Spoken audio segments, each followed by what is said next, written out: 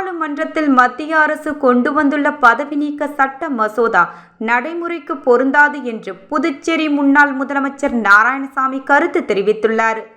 இது தொடர்பாக அவரது இல்லத்தில் செய்தியாளர்களை சந்தித்த அவர், பாராளுமன்றத்தில் மத்திய அரசு கொண்டு வந்த பதவி நீக்க சட்ட மசோதா நடைமுறைக்கு பொருந்தாது, எதிர்க்கட்சிகளை மிரட்டும் வேலையை மோடி அரசு செய்து வருகிறது என்று குற்றம் சாட்டினார்.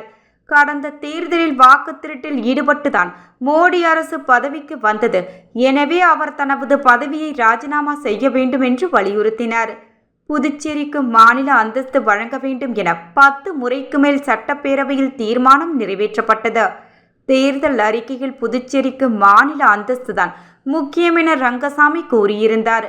ஆனால் அதற்கான எந்த நடவடிக்கையும் எடுக்கவில்லை என்று குற்றம் சாட்டிய நாராயணசாமி, மாநில அந்தஸ்து தர முடியாது என நிதியமைச்சர் நிர்மலா சீதாராமன் பாஜக தேர்தல் அறிக்கையில் கூறியிருந்தார் எனவும் சுட்டிக்காட்டினார்.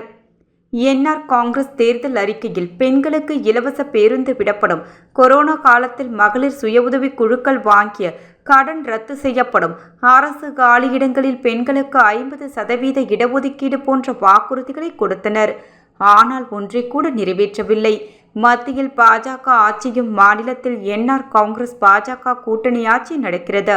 சட்டமன்றத்தில் தீர்மானம் நிறைவேற்றப்பட்டுள்ளது. ஆனால் முதலமைச்சர் டெல்லி சென்று பிரதமரை சந்தித்தால் மாநில அந்தஸ்து கிடைக்கும் என பாஜக தலைவர் ராமலிங்கம் கூறியுள்ளார். பாஜக ஆட்சியில் மாநில அந்தஸ்து கிடைக்காது. நாங்கள் ஆட்சிக்கு வந்தால் மத்திய அரசிடம் மாநில அந்தஸ்தை கேட்டு பெறுவோம் என்று தெரிவித்தார்.